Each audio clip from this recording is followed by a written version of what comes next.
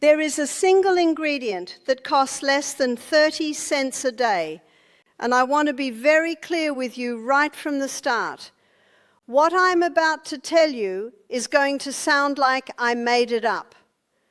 It is going to sound like the kind of thing you see on the back of a late-night infomercial or plastered across some flashy website trying to sell you something.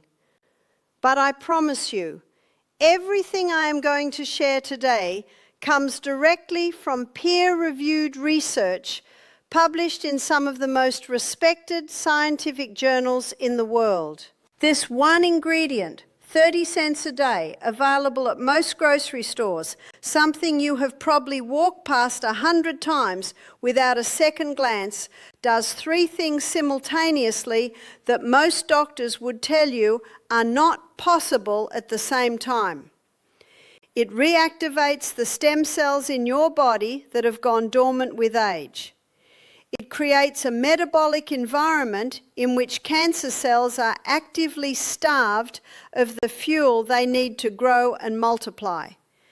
And it accelerates fat burning in a way that targets the most dangerous visceral fat first, the fat wrapped around your organs that is silently driving inflammation, insulin resistance, and cardiovascular disease. Now, why hasn't your doctor mentioned this?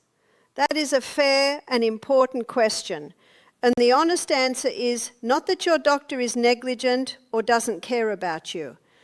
The honest answer is that medical education is structured around pharmaceutical interventions, not nutritional biochemistry. The average physician in the United States receives fewer than 25 hours of nutrition education across their entire medical school training. That is not a criticism. That is simply a structural gap.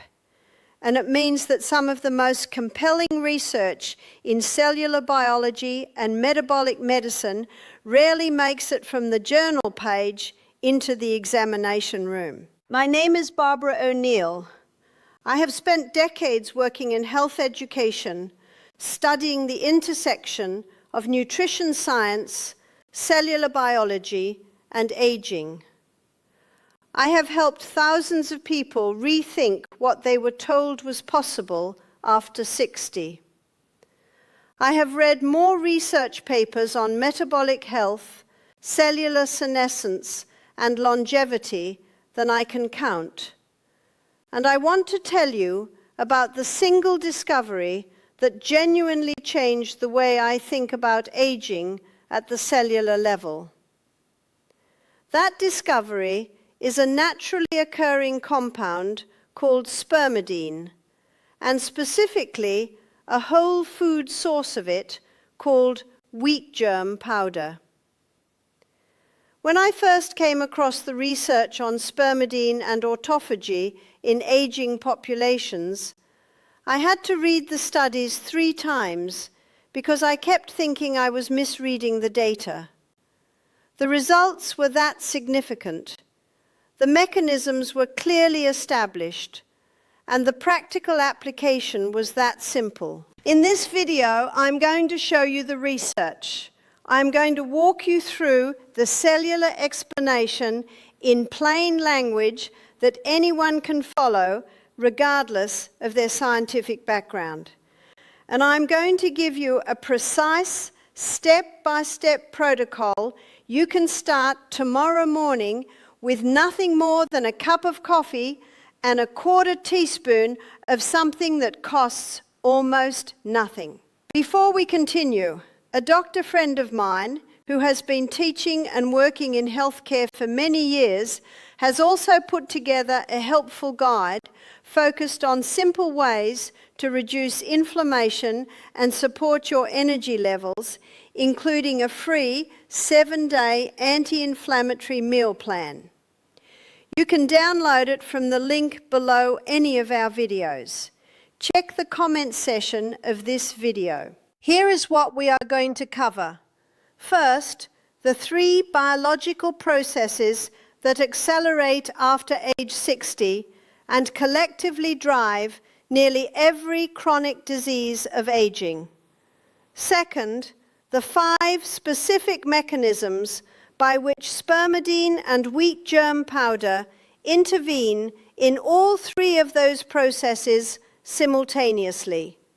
Third, the exact protocol, dosing, timing, preparation, and what to stack with it for maximum effect. And fourth, a realistic timeline of what you should expect to feel and see at 2 weeks, 8 weeks, and 3 months in. Before we go any further, I want to ask you to take a quick look at whether you are subscribed to this channel. If you are not, please do that now. I put out research-backed content on cellular health, metabolic medicine, and practical longevity strategies for people over 50 every single week, and I do not want you to miss what is coming. Hit the subscribe button and the notification bell so you never have to go looking for this content again. Now let us get into biology, because you cannot fully appreciate what this ingredient does until you understand what is happening inside your body right now. There are 3 biological processes that begin accelerating meaningfully after age 60, and I want to talk about each of them carefully, because understanding these processes is what makes everything else in this video make sense. These are not obscure fringe theories. These are documented, peer-reviewed biological realities that are accepted across the scientific community.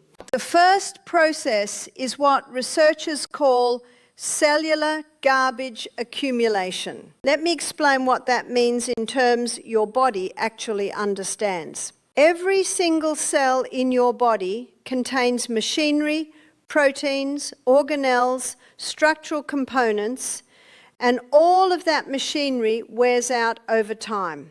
Your cells have a sophisticated internal cleanup system called autophagy, a word that literally means self-eating in Greek. And this system is responsible for identifying damaged, misfolded, or dysfunctional cellular components and breaking them down for recycling. Think of it as the cellular equivalent of a waste management department and a recycling plant operating simultaneously inside each of your cells. When you are young, autophagy is highly efficient. It runs continuously at a baseline level and ramps up dramatically under certain conditions. But after 60, autophagy activity begins declining significantly. Research published in the journal Aging Cell has documented that autophagic flux, which is the rate at which cells actually complete the cleanup process, can decline by 40 to 50% in older adults compared to younger populations. What this means practically is that damaged proteins begin accumulating inside your cells. Misfolded proteins clump together. Dysfunctional mitochondria that should be cleared and recycled persist inside the cell, continuing to generate oxidative stress. This is the cellular garbage crisis, and it is not a minor inconvenience. The accumulation of damaged cellular components is now understood to be a primary driver of neurodegenerative disease, cardiovascular dysfunction, and the general inflammatory state that underlies most age-related illness. The consequences of this autophagic collapse are felt throughout the body. Cognitive function begins to dull because neurons accumulate toxic protein aggregates. Energy levels drop because damaged mitochondria cannot produce ATP efficiently. Inflammatory markers rise because the immune system is constantly reacting to cellular debris it cannot clear. And the body's ability to respond to stress, physical, metabolic, or immunological, is compromised in ways that compound over time. The second biological process is what I call the exhausted repair system. And this is the one that most people over 60 feel most acutely, even if they cannot name it. Your body contains a population of stem cells, not embryonic stem cells, but adult tissue stem cells that function as your internal repair and regeneration team. When tissue is damaged, when cells die through normal turnover, when you exercise and create microscopic tears in muscle fiber that need to be rebuilt stronger, it is your stem cells that respond. They are the architects and the construction workers of biological renewal. Here is the problem. Stem cell populations decline dramatically with age. Research comparing tissue samples from young adults and older adults shows that stem cell populations in many tissues, including skeletal muscle, intestinal lining, and bone marrow, can be reduced by 50% or more by the time someone reaches their late 60s. But more importantly than the raw number, the stem cells that remain become increasingly quiescent. They enter a kind of prolonged dormancy, where they stop responding to the repair signals the body sends. They are present, but functionally inactive. The consequences of this regenerative shutdown are profound. Muscle repair slows dramatically, which is why recovery time after exercise increases so much with age. Intestinal lining renewal slows, compromising the gut barrier and contributing to the systemic inflammation associated with leaky gut. Immune cell regeneration from bone marrow stem cells becomes less robust, which is one reason older adults are more vulnerable to infection and respond less effectively to vaccines. And the body's capacity to clear and replace cells that have accumulated damage, cells that might otherwise become cancerous, is significantly reduced. This last point connects the exhausted repair system directly to cancer risk. Stem cells that have lost their regenerative capacity are less able to replace damaged or precancerous cells before those cells have a chance to progress. The body's natural tumor surveillance and cellular replacement mechanisms work less effectively. And the accumulation of senescent cells, cells that have stopped dividing but refuse to die and instead pump out inflammatory signals, creates a tissue environment that actively promotes abnormal cell growth. The third biological process is what I call the runaway growth environment. And this one is perhaps the most counterintuitive, because when we think of aging, we often think of things declining. But one specific biological pathway does the opposite. It becomes overactive in damaging ways. That pathway is called mTOR, which stands for Mechanistic Target of Rapamycin, and it is essentially the cell's growth and proliferation signal. When mTOR is activated, cells receive the message to grow, divide, and produce new proteins. That sounds positive, and in the right context, it is. The problem is that in older adults, particularly those who are sedentary, chronically stressed, consuming high amounts of processed food, and carrying excess body fat, mTOR tends to be chronically overactivated. And chronic mTOR overactivation does two damaging things simultaneously. First, it suppresses autophagy. These two systems operate on a seesaw. When mTOR is up, autophagy is down. So the runaway growth environment directly worsens the cellular garbage crisis. Second, and this is the part that matters most when we talk about cancer, chronically elevated mTOR provides exactly the intracellular signaling environment that cancer cells exploit.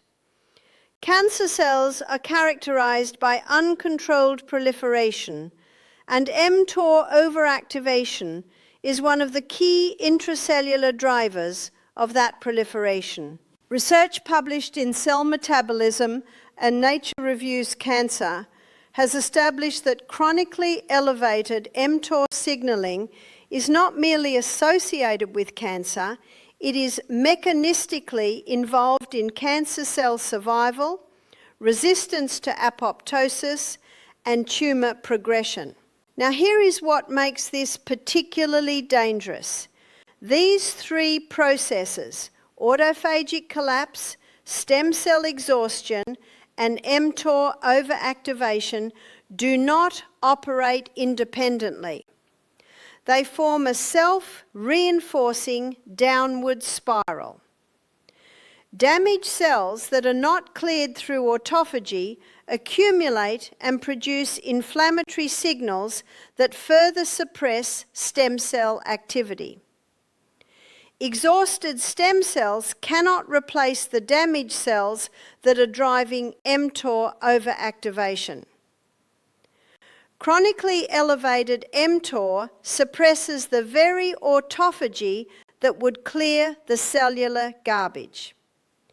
Each process makes the other two worse, and over years and decades, the spiral accelerates. So you might reasonably ask, is there a single intervention that can address all three of these processes simultaneously? Based on the research, the answer is yes. And the compound at the center of that research is spermidine.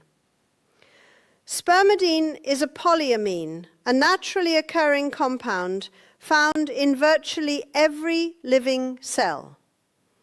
It was first isolated from sperm cells in the late 17th century, which is where the somewhat unusual name comes from. But it is present throughout the entire body and in many foods we eat. What researchers have discovered over the past 2 decades, with significant acceleration in the last 10 years, is that spermidine is one of the most potent natural activators of autophagy ever identified. Beyond that, it modulates stem cell behavior in ways that directly counter age-related quiescence. And it acts as a natural inhibitor of mTOR, creating the cellular environment that starves rather than feeds abnormal cell growth. The best whole food source of spermidine that is practical, affordable, and bioavailable is wheat germ powder. Wheat germ, the small embryo portion of the wheat kernel, contains the highest concentration of spermidine of any commonly available food, ranging from approximately 243 to 350 micromoles per gram, depending on the source and processing method. By comparison, aged cheese, another spermidine-containing food, contains roughly 20 to 80 micromoles per gram. Wheat germ powder is not a supplement in the pharmaceutical sense. It is a whole food. And the research on its specific impact on the 3 biological processes I just described is remarkable. Let me now walk you through the 5 specific mechanisms by which this works. The first mechanism is what I call the cellular deep clean. And this is the mechanism that most directly addresses the autophagic collapse I described earlier. Spermidine is, at this point, probably the best documented natural autophagy inducer in the scientific literature. A landmark study published in the journal Nature Medicine followed a cohort of older adults over a period of years and established a clear inverse relationship between dietary spermidine intake and all-cause mortality. Participants in the highest tercile of spermidine intake had significantly lower rates of cardiovascular disease, cognitive decline, and cancer-related death. But more importantly than the epidemiological data, the mechanism has been established in human cell samples, animal models, and increasingly in human intervention trials. How does spermidine activate autophagy? It works through a pathway involving a protein called EP300, which functions as an acetyltransferase, an enzyme that adds acetyl groups to other proteins. When EP300 is active, it acetylates key autophagy-initiating proteins, and that acetylation effectively puts the brakes on the cellular cleanup process. Spermidine inhibits EP300. When EP300 is inhibited, those brake proteins are deacetylated and autophagy is reactivated. Research from the University of Graz, published in the journal Cell, demonstrated that spermidine supplementation restored autophagy activity in aged yeast, worm, fly, and mouse models consistently across all 4 species, a finding that speaks to how fundamental and evolutionarily conserved this mechanism is. In practical terms, what does reactivated autophagy mean for someone over 60? It means damaged proteins that have been accumulating for years begin to be cleared. Dysfunctional mitochondrial components are broken down and recycled, improving cellular energy production. Senescent cells that have been resisting clearance become more susceptible to removal. Inflammatory signals generated by cellular debris begin to diminish. The cellular environment shifts from one characterized by accumulation and dysfunction to one characterized by renewal and efficiency. Access to a biological reset function that was progressively disabled by the aging process itself. For the brain specifically, the implications are significant. Neurodegenerative diseases, including Alzheimer's and Parkinson's, are fundamentally characterized by the accumulation of toxic protein aggregates, amyloid beta, tau, alpha-synuclein, that healthy autophagy would normally clear. A clinical trial published in the journal Aging in 2021 involving older adults with subjective cognitive impairment showed that dietary spermidine supplementation over 12 weeks produced measurable improvements in memory performance on standardized assessments compared to placebo. The mechanism was directly linked to enhanced autophagy flux in peripheral blood mononuclear cells, which researchers used as a proxy for autophagy activity throughout the body. The second mechanism is what I call the youth switch, and this addresses the stem cell exhaustion problem directly. This is where the science becomes particularly extraordinary, and I want to take the time to explain it carefully because it challenges something most of us have accepted as an immutable fact of aging. We have been told that stem cell decline is essentially irreversible, that once stem cells go dormant, they stay dormant, that the regenerative capacity lost with age is simply lost. What the research on spermidine and epigenetic reprogramming suggests is that this is not entirely true. The epigenome is the system of chemical tags, methylation marks, acetylation marks, and others that sit on top of DNA and regulate which genes are expressed and which are silenced. One of the most well-documented features of cellular aging is what researchers call epigenetic drift, the gradual accumulation of changes to these regulatory marks that progressively shift cells away from a youthful gene expression pattern toward an aged pattern. Stem cells are particularly vulnerable to this drift, which is one of the primary reasons their function declines with age. Spermidine has a direct impact on the epigenome, specifically through its effects on histone hypocyanation and histone acetylation status.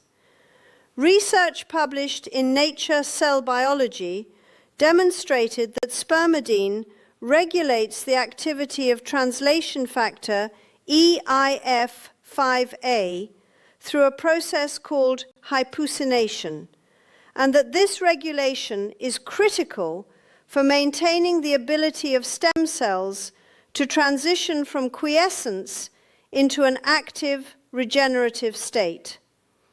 In simple terms, spermidine helps maintain the molecular switch that tells dormant stem cells it is time to wake up and go to work. In a study using aged intestinal stem cells, cells that are essential for maintaining the integrity of the gut lining and are among the most well-studied stem cell populations in aging biology, researchers found that spermidine supplementation restored division rates in aged stem cells to levels approaching those seen in young animals.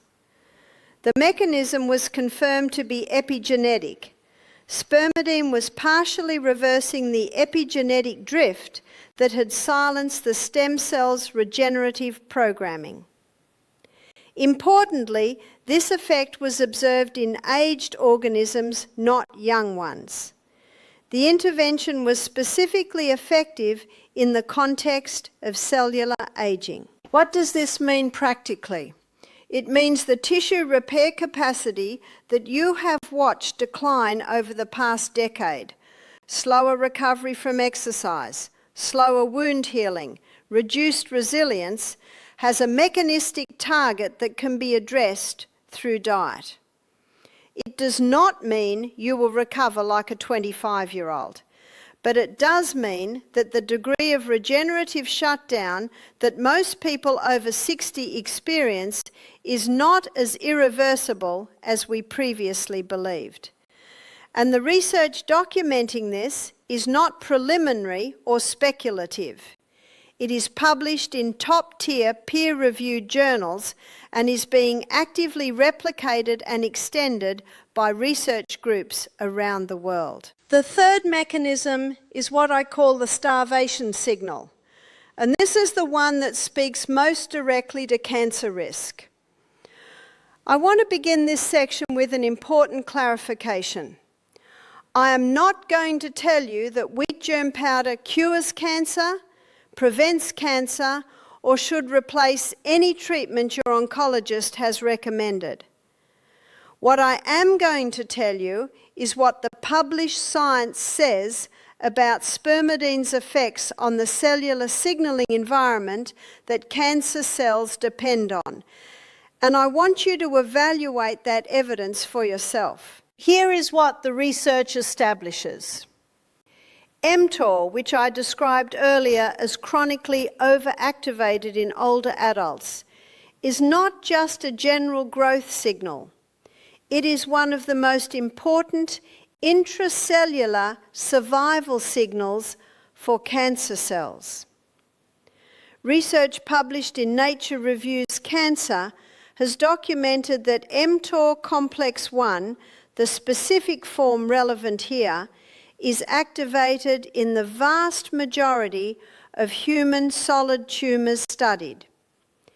It promotes cancer cell survival by stimulating protein synthesis, suppressing apoptosis, the programmed cell death process that would normally eliminate damaged cells, and promoting resistance to both metabolic stress and therapeutic intervention. Spermidine is a documented mTOR suppressor. Multiple studies, including research published in Autophagy and Cell Death and Disease, have shown that spermidine inhibits mTOR complex 1 activity through autophagy-dependent and autophagy-independent pathways. When mTOR is suppressed by spermidine, several things happen in parallel that collectively create what metabolic researchers describe as a hostile environment for cancer cell survival. Protein synthesis in rapidly dividing cells is slowed. The autophagic clearance of precancerous damaged cells is accelerated, and the pro-inflammatory cytokine environment that facilitates tumor progression, driven in part by senescent cells that spermidine helps clear, is significantly reduced. A study published in the journal Cancer Prevention Research examined the relationship between dietary polyamine intake, including spermidine, and colorectal cancer risk in a prospective cohort of over 30,000 adults. Higher dietary spermidine intake was associated with a statistically significant reduction in colorectal cancer incidence over the follow-up period, with the strongest protective association observed in adults over 60. The researchers noted that the mechanistic pathway most likely responsible was the combination of enhanced autophagy, clearing precancerous cellular and suppressed mTOR, reducing the growth signal that precancerous cells depend on. I want to be precise about what this means and what it does not mean. The science does not establish that spermidine is a cancer treatment. What it establishes is that the specific cellular signaling environment created by adequate spermidine levels is measurably less conducive to cancer cell survival and progression than the environment characterized by low spermidine, suppressed autophagy, and chronically elevated mTOR. Whether the degree of protection this provides in any individual case is clinically significant remains an active area of investigation. But when I look at the totality of the evidence, the mechanistic data, the animal studies, the epidemiological associations, I find it difficult to articulate a reason not to maintain adequate dietary spermidine intake. The risk is essentially zero. The potential benefit at the cellular level is documented. One additional point on this mechanism.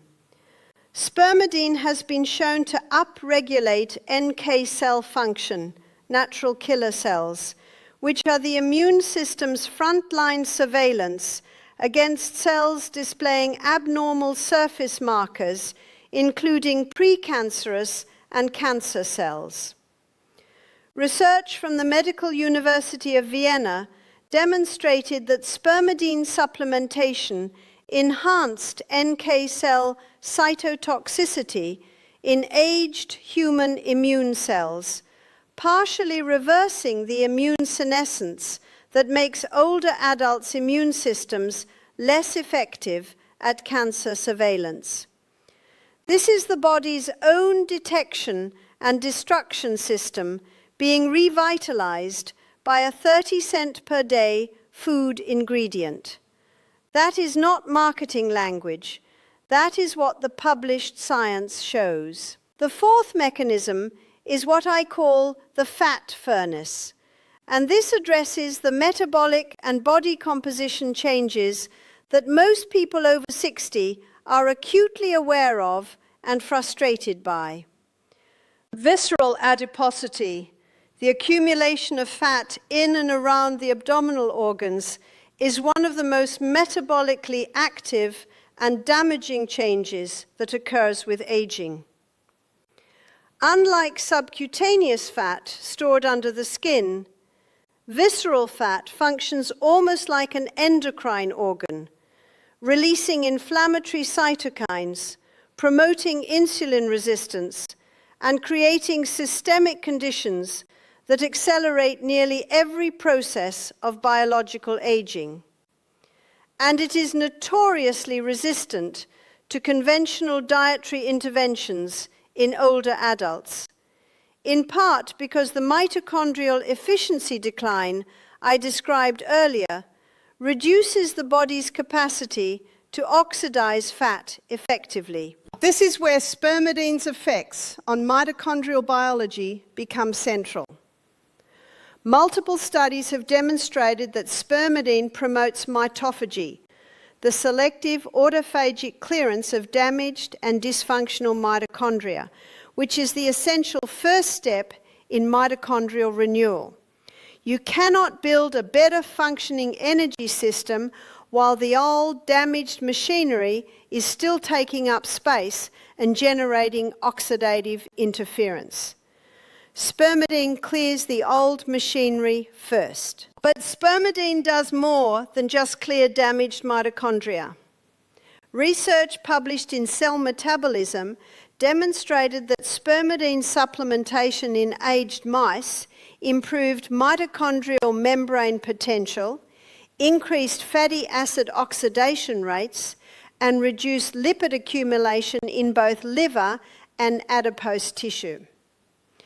The mechanism involves spermidine's regulation of the TFEB transcription factor, the master regulator of lysosomal and autophagic gene expression, which in turn promotes the expression of genes involved in fatty acid oxidation. In human studies, dietary patterns associated with higher spermidine intake show consistent associations with lower visceral adiposity, lower fasting triglycerides, and better metabolic flexibility, the ability to switch efficiently between glucose and fat as fuel. For someone over 60 who has found that the same dietary effort that used to produce fat loss no longer seems to work, this mitochondrial renewal effect is significant. The problem in many cases is not caloric arithmetic. The problem is that the cellular machinery that executes fat oxidation has been compromised by mitochondrial senescence and accumulated cellular damage. Clearing that damage and renewing mitochondrial function through spermidine-induced autophagy addresses the root problem rather than simply trying to force a calorie deficit through an inefficient and increasingly resistant metabolic system. The fifth mechanism is what I call the coffee catalyst.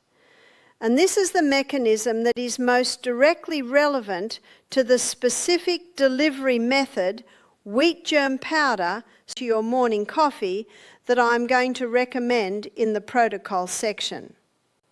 And the science here is genuinely elegant once you understand how these compounds interact. Coffee, specifically the caffeine it contains, has a well-documented thermogenic effect. Research has consistently shown that caffeine increases fat oxidation rates by between 10 and 29% in a fasted state, depending on dose and individual sensitivity. The mechanism operates primarily through phosphodiesterase inhibition.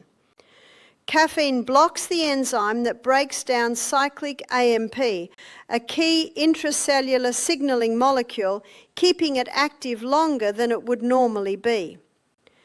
Elevated cyclic AMP activates protein kinase A, which phosphorylates hormone-sensitive lipase in fat cells, triggering the release of stored fatty acids into circulation.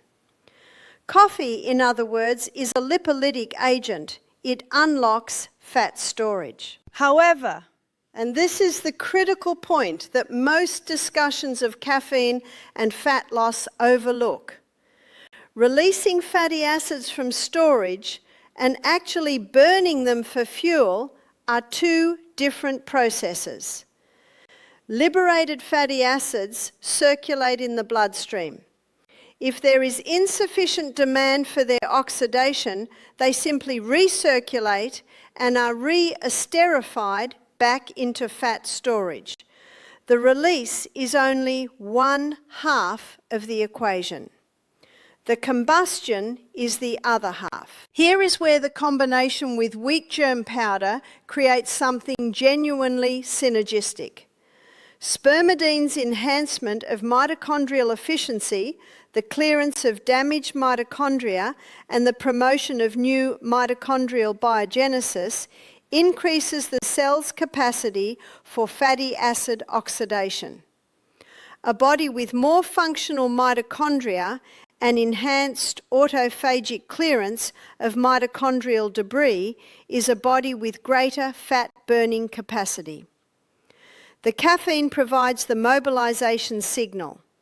The spermidine-enhanced mitochondria provide the combustion capacity. Together, the effect is greater than either would produce alone. But there is a second layer to this synergy that is specific to the morning fasted state. Both caffeine and spermidine are autophagy modulators, and they work through complementary pathways. Caffeine has itself been shown to induce autophagy through a mechanism involving AMPK activation, the cellular energy sensor that responds to low ATP levels and triggers cellular cleanup processes. Spermidine induces autophagy through the EP300 inhibition pathway I described earlier.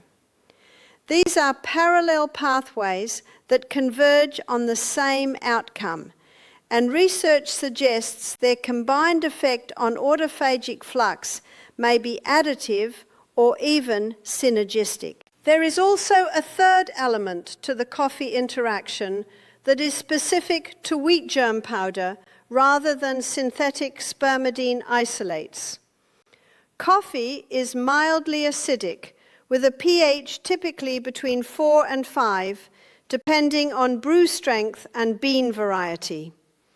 Spermidine in wheat germ exists in a bound form within the plant matrix, and the mildly acidic environment of hot coffee appears to facilitate the release of spermidine from this matrix, potentially enhancing its bioavailability compared to taking wheat germ powder in water or with a neutral pH beverage. This has not been studied directly in controlled human trials that I am aware of at the time of this recording, but the food chemistry rationale is well established. Polyamine release from food matrices is pH sensitive, and mild acidity promotes it. The fasted morning state matters for all 5 of these mechanisms, but particularly for this 5th one. When you consume wheat germ powder in your coffee in the morning after an overnight fast, you are presenting these compounds to a metabolic system that is primed for their effects. Fasting itself modestly activates autophagy and AMPK. Caffeine amplifies that AMPK signal. Spermidine adds the EP300 inhibition pathway on top of that. The mobilized fatty acids released by caffeine meet a mitochondrial environment that spermidine is progressively enhancing.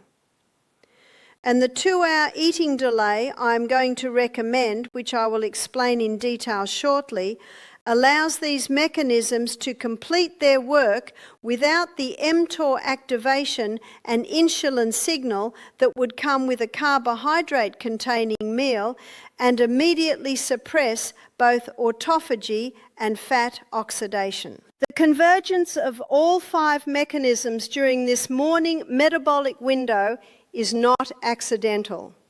It is the rationale for the specific protocol. Now let us get into the exact protocol, because everything I have described so far is theoretical until you put it into practice.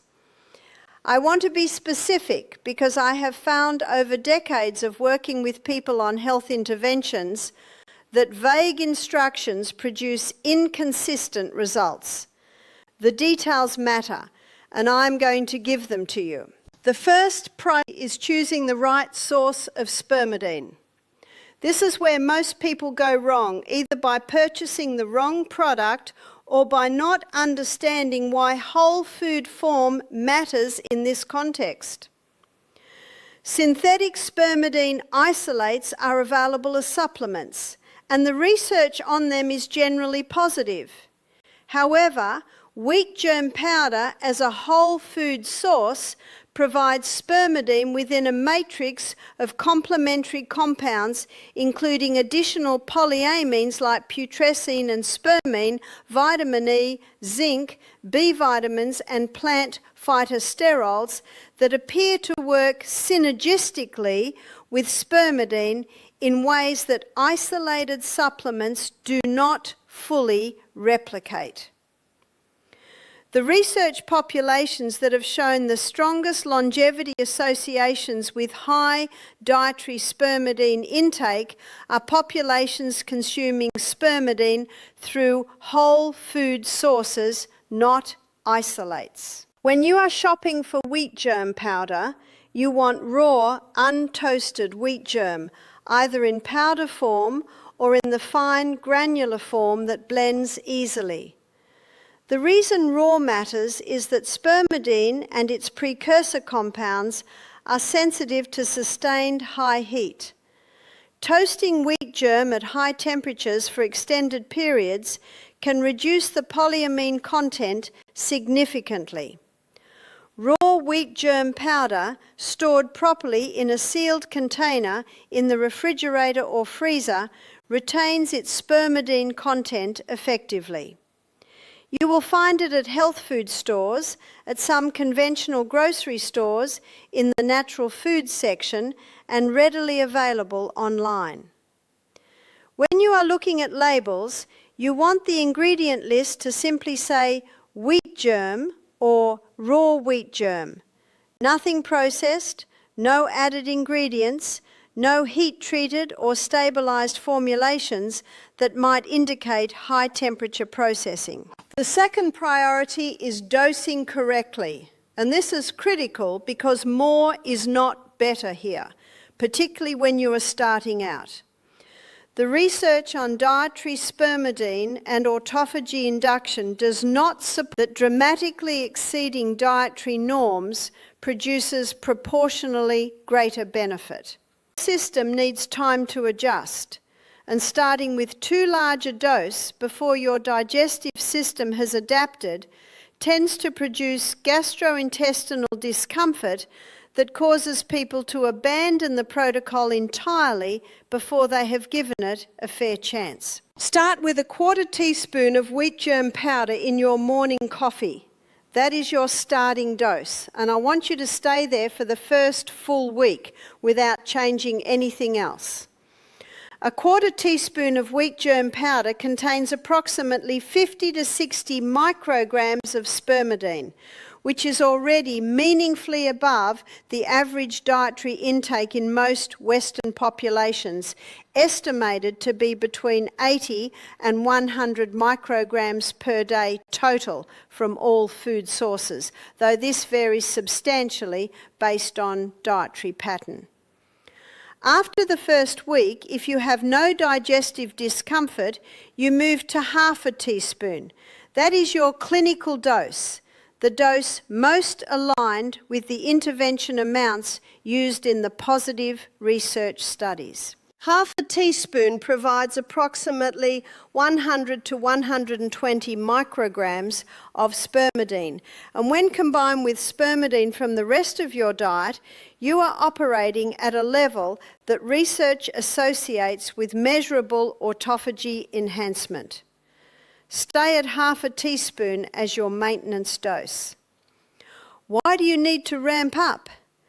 Because wheat germ contains not just spermidine but also fibre, polyamines and phytochemicals that your gut microbiome needs a short adjustment period to handle efficiently. The most common experience when people jump straight to a full dose is bloating and loose stools in the first few days, not because the product is harmful, but because the gut population is adjusting. A 1-week ramp-up almost entirely eliminates this issue in the vast majority of people. The third priority is preparation, and this one is simple but important. You are not dissolving wheat germ powder like you would dissolve a powder supplement. Wheat germ powder does not fully dissolve in liquid, it disperses and remains suspended. The goal is a thorough, even suspension that integrates with your coffee rather than sitting in a clump on top. Add your 1/4 or 1/2 teaspoon of wheat germ powder to your cup before pouring the hot coffee over it, then stir vigorously for 15 to 20 seconds immediately before drinking. If you have a small handheld frother, the kind that costs about $10, 30 seconds of frothing produces an excellent, evenly suspended mixture with a slightly fuller texture. The powder has a mild, slightly nutty flavour that most people find completely unnoticeable in coffee, particularly if you take your coffee with any milk or cream. If you use a blender for your morning coffee routine, add the wheat germ powder along with whatever else you use and blend normally. The key is immediate consumption after preparation. You do not want to let the suspension sit for an extended period, as the powder will settle and you will lose the even distribution. The fourth priority is timing.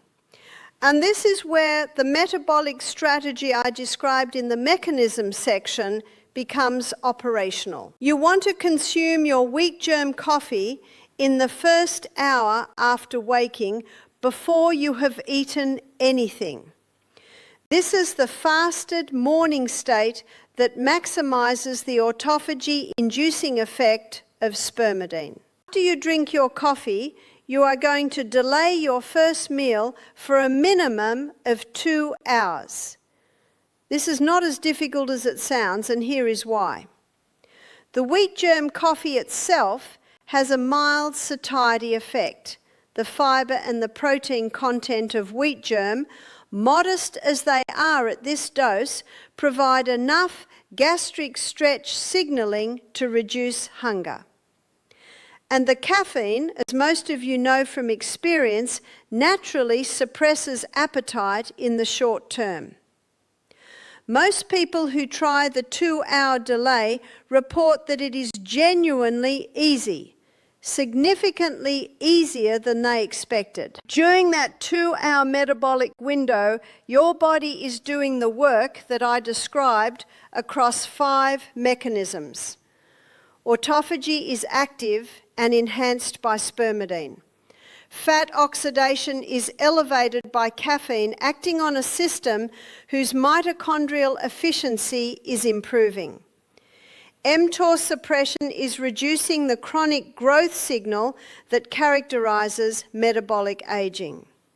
And the stem cell epigenetic environment is being modified in ways that over weeks and months accumulate into measurable improvements in regenerative capacity. What you must not do during this window is eat carbohydrates.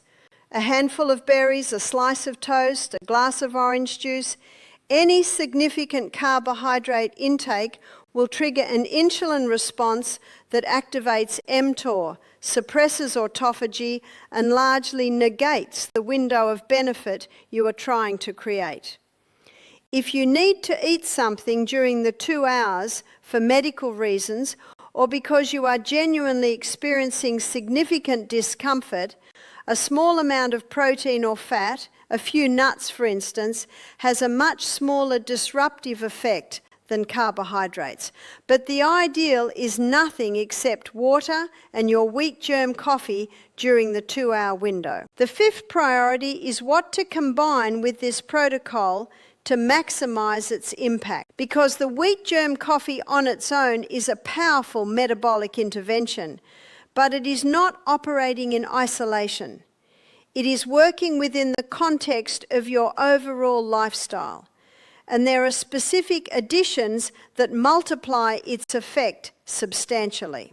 The first combination to make is a modest, sustainable calorie reduction. I am not talking about aggressive restriction. I am not asking you to count calories obsessively or to feel hungry and deprived.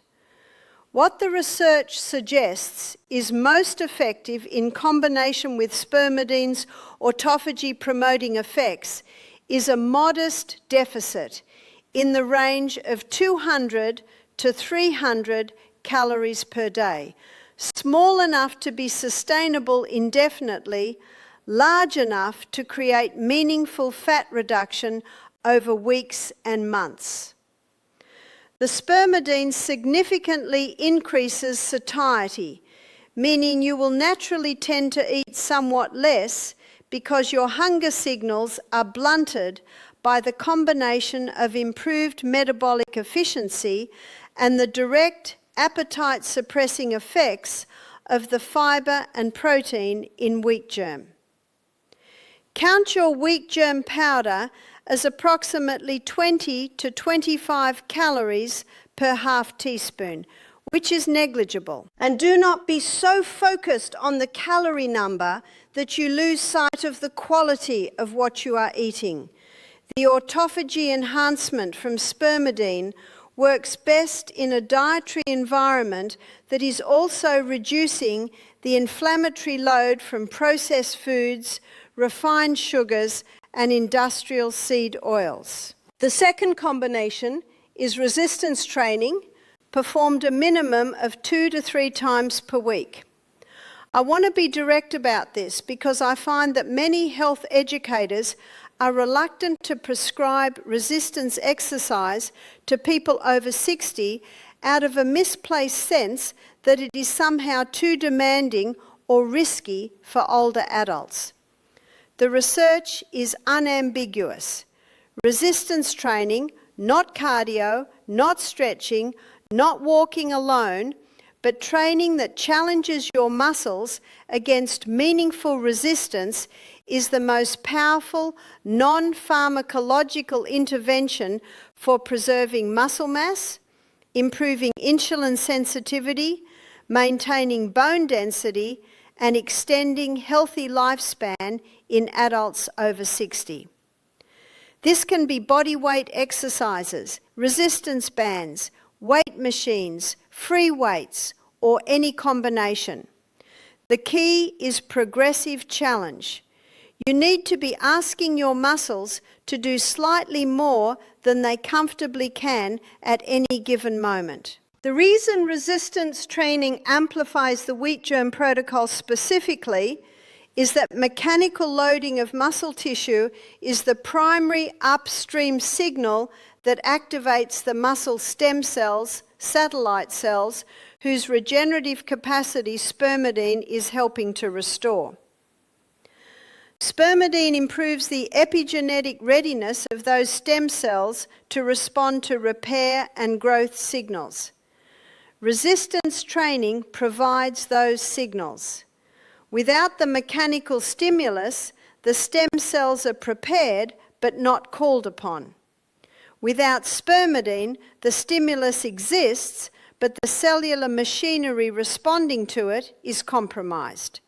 Together, they create conditions for muscle maintenance and even modest muscle growth that research would have told you 5 years ago was essentially impossible in sedentary adults over 65. If you are exercising in the morning, which I recommend for the reasons I'm about to describe, drink your wheat germ coffee approximately 30 to 45 minutes before your workout. The fat oxidation enhancement from caffeine will be near its peak during your training window, and the spermidine will have had time to begin its absorption process from the gut. After your workout, within 30 to 45 minutes of completing it, consume 25 to 30 grams of protein. This is your post-exercise protein window, and it matters more than it does for younger adults because the protein synthesis response to exercise progressively blunts with age. Whey protein isolate, eggs, Greek yogurt, cottage cheese, the source is less important than hitting the target amount in the timing window. This post-workout protein, combined with the muscle stem cell preparation that spermidine provides and the mechanical signal from the workout, creates the complete stimulus and response sequence for muscle preservation. The third combination is quality sleep, and I include it here not as a throwaway lifestyle suggestion, but as a mechanistically critical component of the protocol. The reason is straightforward. The majority of autophagy-dependent cellular repair processes occur primarily during sleep, particularly during the slow-wave sleep stages. Spermidine activates the cellular cleanup machinery. Sleep is the primary operating time for that machinery to do its most intensive work. Consistently poor sleep, less than 7 hours, or sleep that is fragmented and does not reach adequate slow-wave stages significantly blunts the benefits of everything else in this protocol. There is no workaround for this. If sleep is a challenge for you, addressing it should be considered as important as any other element of this protocol. Now, before I go further, I want to give you explicit permission not to implement everything I have just described perfectly on day one. The minimal effective version of this protocol, the entry-level version that still captures the majority of the benefit, is simply this: a 1/4 teaspoon of raw wheat germ powder in your morning coffee, before eating, with a 2-hour delay before your first meal. That is it. Start there. Build toward the full protocol over the course of 4 to 6 weeks as each component becomes habitual and comfortable. What I have found consistently over decades of working with people on health behavior change is that attempting to change everything simultaneously produces overwhelm and abandonment. Attempting to change one thing at a time, letting it become automatic, then adding the next component, that produces lasting transformation. Consistency over 4 to 6 weeks will deliver more benefit than perfection for 3 days followed by abandonment. Please hear that. Now let me talk about what you should actually expect to experience and when, because managing expectations accurately is one of the most important things I can do for you in terms of ensuring your follow-through. Most people abandon interventions like this not because they do not work, but because they expected results on a timeline that did not match the actual biological timeline, felt disappointed when those expected results did not materialize on that schedule, and concluded incorrectly that the intervention was not working. In the first 1 to 2 weeks, the changes you are most likely to notice are not physical in the way you might expect. The first change most people report is a shift in cognitive clarity and energy levels, particularly in the morning and early afternoon.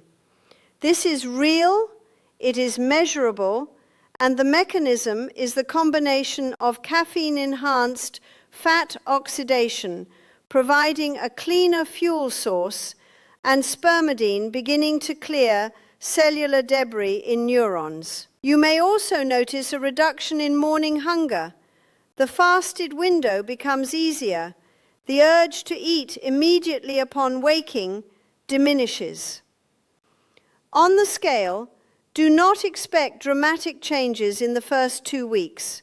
You may see a pound or two of change, and some of that may be water weight as your body begins shifting metabolic fuel preference. Meaningful fat loss has not yet started. What is starting invisibly is the cellular preparation, the clearing of damaged mitochondria, the beginning of autophagy enhancement, the early stages of mTOR suppression. The factory is being cleaned before new production can begin. In weeks 3 through 8, this is where the physical changes begin to emerge in ways you can see and measure. If you are combining the protocol with a modest calorie reduction and resistance training as I described, most people in this age group experience between 4 and 8 pounds of fat loss over this period, with the majority of it coming from visceral and abdominal fat first, because visceral fat is metabolically active and responds first to improved insulin sensitivity and enhanced mitochondrial oxidation. Your clothing fits differently before the scale changes dramatically, and this is the right way to measure progress. You will notice improved energy during your afternoon hours, which is the period when most people over 60 experience their most significant energy dip. You may notice improved exercise performance, not dramatic but meaningful, in terms of how quickly you recover between sets and between workout sessions. If you are tracking any inflammatory markers with your physician, this is the window in which you might begin to see early improvements in CRP and fasting insulin. At months 2 and 3, you are entering the window of full mitochondrial effect. This is when people consistently describe what I can only call a qualitative shift in how they feel. Not just better energy in the morning, but a generalized sense of physical resilience and mental sharpness that they describe as feeling like themselves from 10 years ago. I know that sounds like marketing language, but it is how these people actually describe the experience, and there is a documented mechanistic explanation for it. The mitophagy-driven renewal of mitochondrial populations that spermidine initiates takes 8 to 12 weeks to translate into meaningful changes in cellular ATP production efficiency.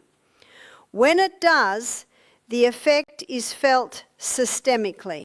Research using muscle biopsies in long-term dietary spermidine intervention studies has documented meaningful improvements in mitochondrial density and function at this time frame. Blood work at 3 months in people following a protocol similar to this one typically shows measurable improvements in fasting insulin, often a reduction in the range of 10 to 20% from baseline. Improved fasting triglycerides, reductions in inflammatory markers, including CRP and IL-6, and in many cases, improvements in blood pressure that appear to be secondary to the combination of visceral fat reduction and vascular inflammation reduction.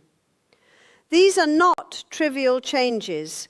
These are the exact biomarkers that your physician uses to assess your risk for cardiovascular disease, metabolic syndrome, and type 2 diabetes. Moving them in the right direction through a food-based 30-cent per day intervention is remarkable by any reasonable assessment. Before I close today, I need to spend a few minutes on safety and appropriate cautions, because responsible health education requires it. Wheat germ powder is a whole food and is safe for the overwhelming majority of adults over 60 with no known contraindications. However, there are specific situations where you need to exercise caution and consult with your physician before beginning this protocol. If you have diagnosed celiac disease or a confirmed non-celiac gluten sensitivity, wheat germ is not appropriate for you as it contains gluten. There are alternative dietary sources of spermidine, aged cheese, mushrooms, soybean products, certain legumes that your physician can help you incorporate safely. If you are taking warfarin or any other anticoagulant medication, wheat germ contains vitamin K, which interacts with warfarin's mechanism of action.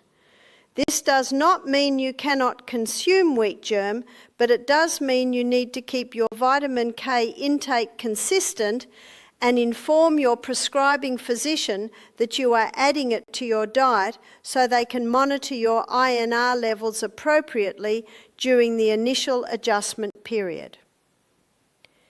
If you are managing type 1 diabetes, the metabolic effects of this protocol, particularly the fasted morning window and the shift toward fat oxidation, can affect your insulin requirements, and any significant dietary change should be made with your endocrinologist's knowledge and guidance. If you have active inflammatory bowel disease in a flare state, the fibre content in wheat germ may temporarily exacerbate symptoms.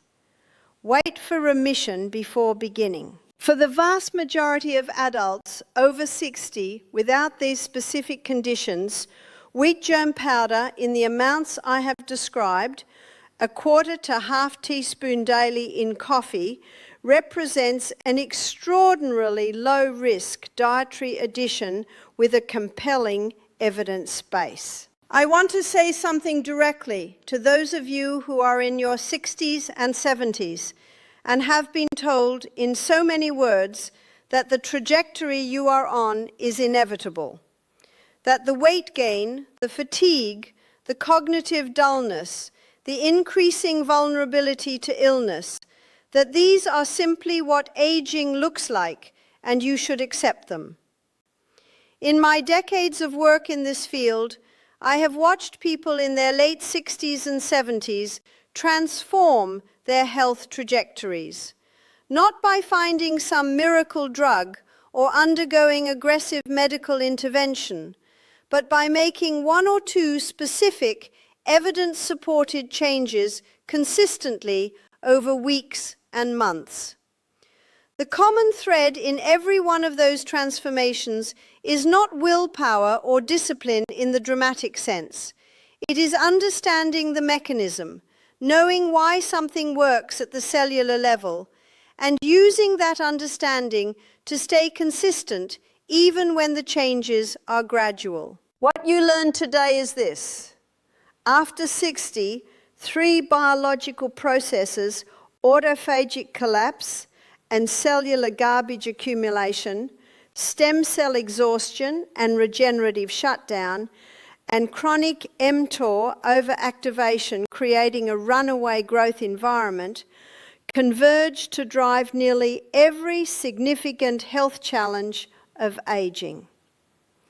Spermidine, delivered through raw wheat germ powder, addresses all 3 of these processes simultaneously through 5 documented mechanisms.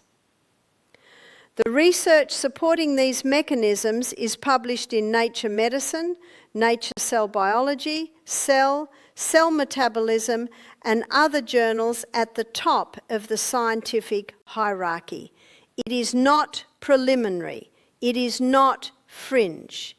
It is an emerging area of mainstream longevity science that has not yet fully made it from the laboratory to the examination room. But the evidence is there for anyone willing to read it. The protocol is simple.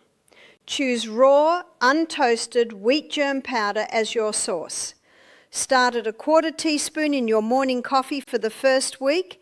Move to 1/2 teaspoon from week 2 onward. Stir vigorously or froth immediately before drinking. Consume it fasted in the first hour of waking and delay your first meal by 2 hours. Resistance training 2 to 3 times per week, post-workout protein, and consistent sleep.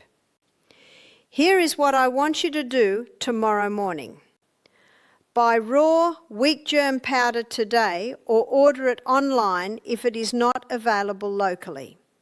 Tomorrow morning, before you eat anything, make your coffee, add 1/4 teaspoon, stir it thoroughly, and drink it. Then wait 2 hours before eating. That is your entire assignment for the first week.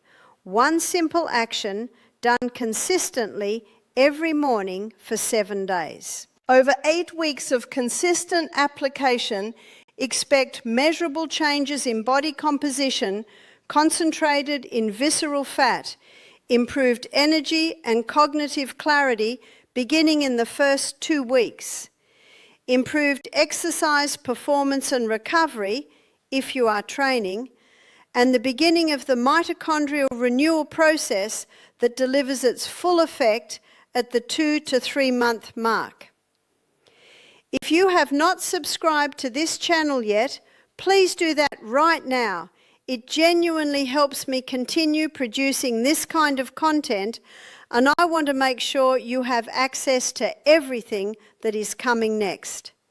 If this video was useful to you, a like takes 2 seconds, and it tells me that this kind of detailed, research-based content is what you want more of. Our next video is going to examine something that has surprised even me in my research: the specific combination of sleep timing and dietary pattern that appears to directly regulate the epigenetic aging clock, and whether it is actually possible to reduce your biological age by a measurable number of years through behavioral interventions alone. The research on this is extraordinary, and I cannot wait to share it with you. I read every single comment on this channel, and I would love to know 2 things from you. First, have you tried wheat germ powder or anything similar, and what was your experience? And second, which of the 3 biological processes I described today, the cellular garbage crisis, the exhausted repair system, or the runaway growth environment, do you feel most describes what you have been experiencing in your own health? Tell me in the comments below, because your answers help me understand what to prioritize in future videos, and your experiences help other people in this community know they are not alone.